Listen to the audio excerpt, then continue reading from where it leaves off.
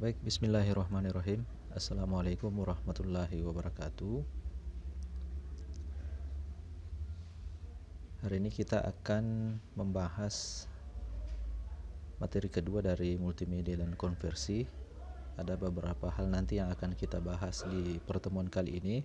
Materi yang akan kita bahas hari ini adalah yang pertama, kategori multimedia.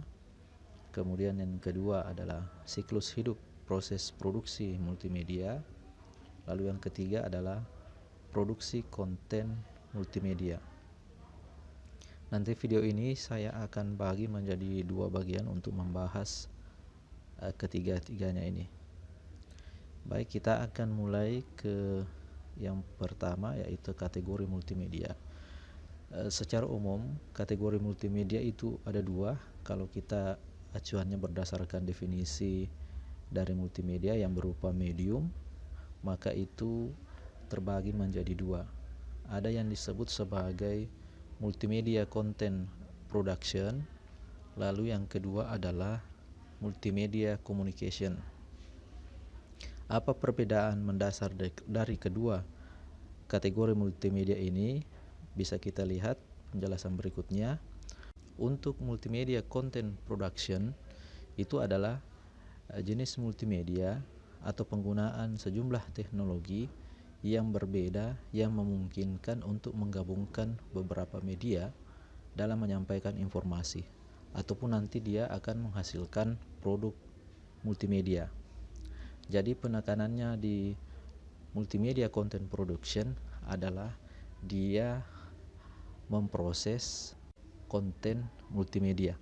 Nah, apa yang diproses di situ antara lain adalah misalnya teks, grafik, animasi, video, musik, visual effect, sound effect, ataupun nanti software. Lalu nanti itulah yang diolah menghasilkan nanti sebuah produk multimedia. Jadi sekali lagi, kalau multimedia content production, penekanannya adalah penggunaan sejumlah teknologi atau aplikasi multimedia yang bertujuan untuk menggabungkan beberapa media atau mengolah beberapa media menjadi sebuah informasi baru atau menghasilkan produk multimedia.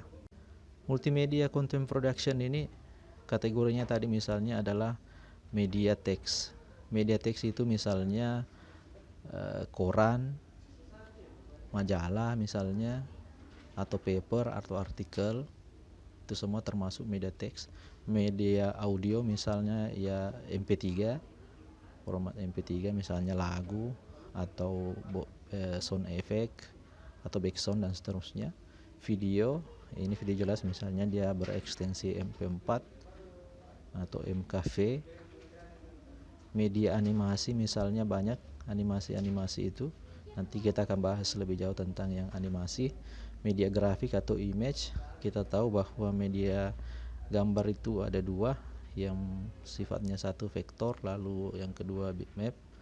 Lalu yang berikutnya media interactivity, misalnya contohnya berupa video game atau situs web yang bersifat interaktif.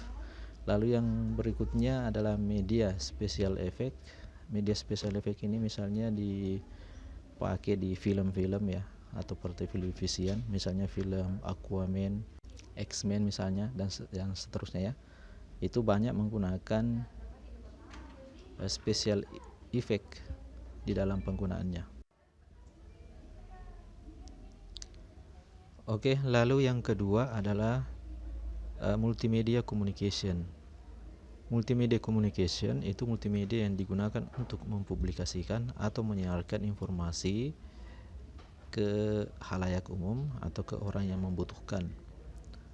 Nah, jadi multimedia communication ini kata kuncinya adalah dia fokus untuk menyampaikan informasi. Jadi kalau kita lihat secara umum, kedua kategori itu bisa digambarkan seperti ini.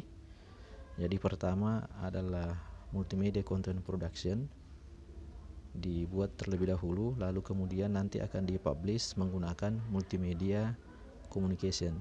Jadi kedua kategori multimedia ini itu saling berkelanjutan atau saling berinteraksi satu sama lain. Jadi ini multimedia content production untuk memproduksi. Lalu yang kedua dipublish dengan menggunakan multimedia communication. Contoh multimedia communication di situ adalah misalnya TV, lalu ada misalnya radio, ada film, kemudian cetak, misalnya media cetak baik itu di koran ataupun lainnya ya, atau artikel misalnya. Kemudian ada musik, ada tutorial, entertainment misalnya di dunia hiburan, lalu ICT atau internet. Ini semua termasuk ke dalam multimedia communication. Baik, keterkaitan antara multimedia content production dengan multimedia communication bisa dilihat di tabel berikut. Ini di sini kita lihat adalah multimedia content production yang vertikal ini, kemudian yang horizontal, field yang horizontal ini adalah multimedia communication. Nah, hubungannya bisa kita lihat seperti ini. Nah, itulah tadi penjelasan tentang kategori multimedia. Selanjutnya kita akan masuk ke pembahasan yang kedua, yaitu siklus hidup proses produksi konten multimedia. Di siklus hidupnya itu nanti terbagi menjadi 3, ada pre-production, ada production, kemudian ada post-production. Untuk pre-production ada beberapa tahapan yang harus dilalui sebelum masuk ke production. Ada 8 tahapan di situ kalau kita lihat, mulai dari proses pengembangan ide yang berbentuk proposal, lalu kemudian ada perencanaan produk, kemudian ada perencanaan proses produksi, lalu ada penyusunan dokumentasi, penyusunan tim, lalu membangun prototipe, pengurusan hak cipta, serta penandatanganan kontrak dan pembiayaan. Bagi lembaga misalnya atau perusahaan yang bergerak di bidang produksi multimedia, maka harus memenuhi atau melewati semua tahapan ini. Jadi misalnya sebagai contoh, perusahaan A ingin membuat sebuah produk multimedia sosialisasi, misalnya program menggunakan masker. Nah, si perusahaan A tersebut itu akan terlebih dahulu membuat proposal yang menjelaskan di dalamnya latar belakang mengapa membuat produk multimedia sosialisasi program menggunakan masker. Nah, ketika proposalnya dibuat, nanti itu yang dipakai untuk menawarkan ke lembaga-lembaga yang membutuhkan ataupun misalnya di pemerintahan. Misalnya sebagai contoh, perusahaan A menawarkan proposalnya ke Kementerian Kesehatan misalnya. Nah, setelah membuat proposal, maka langkah berikutnya yang dilakukan adalah perencanaan produk. Nah, perusahaan A tadi di dalam perencanaan produknya nanti dia bisa pertimbangkan apakah yang akan dibuat itu berupa video animasi multimedia yang full isinya animasi, atau nanti dia gabungan, misalnya ada penjelasan dari beberapa dinas kesehatan atau dari pemerintah atau LSM-nya, kemudian disertakan dengan video animasi atau gabungan ya, ataukah full misalnya animasi. Yang kedua misalnya dari sisi durasi, apakah video yang dibuat nanti durasinya pendek, sedang, atau misalnya panjang. Itu di perencanaan produk juga, misalnya apakah yang dibuat itu berupa video sosialisasi program masker misalnya, atau berupa aplikasi yang bersifat interaktif atau tidak. Nah, itu semua masuk di perencanaan produk. Lalu berikutnya di perencanaan proses produksi. Di sini misalnya perencanaan proses produksi yang dipertimbangkan misalnya kontennya apa saja isinya. Apakah ada audio, ada teks, ada gambar, ada animasi dan seterusnya. Lalu aplikasi yang akan digunakan apa saja, itu semua dihitung di sini di perencanaan proses. Lalu cara nanti memperoleh informasi atau data-datanya bagaimana atau dari mana saja, itu termasuk ke dalam proses perencanaan. Baik, berikutnya adalah penyusunan dokumentasi. Di penyusunan dokumentasi yang dilakukan si perusahaan A adalah antara lain menyusun alur cerita dari produk multimedia yang akan dibuat. Misalnya produk bisa dibuat dalam bentuk storyboard ataupun storyline, supaya untuk memudahkan rentetan-rentetan atau rangkaian-rangkaian alur ceritanya. Di situ nanti di alur cerita isinya bisa saja berisi antara lain misalnya pembukaan, isi, tahapan-tahapan video. Kalau misalnya di sini pakai masker, misalnya tahapan-tahapan dalam menggunakan masker. Misalnya lagi ada ucapan mengajak atau kata-kata mengajak untuk menggunakan masker, lalu pemberian ucapan terima kasih dan lainnya untuk di penyusunan dokumentasi. Lalu berikutnya adalah penyusunan tim kerja. Tentu karena untuk mengefisienkan kerja dan memaksimalkan kerja perlu dibuat suatu tim kerja agar pembuatan dari produk multimedia yang akan dibuat itu menjadi terarah, terorganisir dan efisien. Maka perlu dibuat timnya dengan tugas dan fungsi masing-masing anggota tim. Lalu setelah itu kita akan membuat prototipe. Prototipe itu adalah purwarupa atau awal mula dari produk. Jadi ini bahan jadi dari produk yang dibuat tapi belum kita uji cobakan.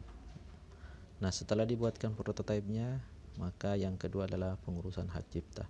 Ini penting karena supaya tidak ada klaim dari pihak lain terhadap aplikasi yang kita buat atau terhadap produk multimedia yang kita buat.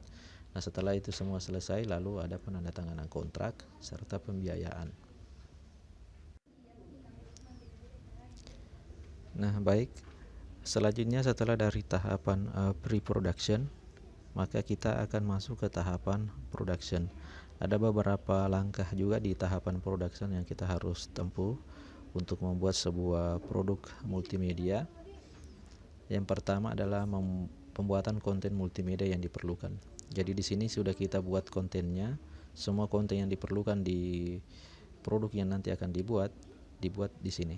Jadi misalnya teks, audio, video, animasi kita sudah buat di tahapan pertama untuk production.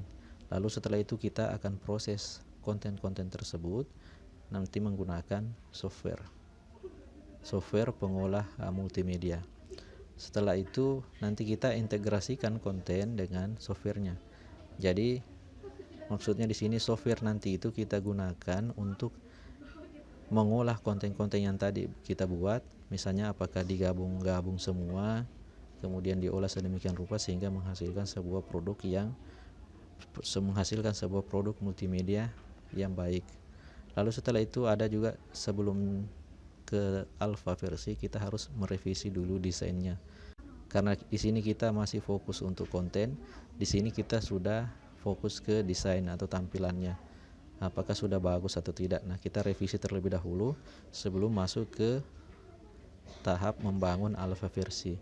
Tahap membangun alpha versi ini adalah tahap yang sudah lengkap fitur dari seluruh konten multimedia yang dibuat.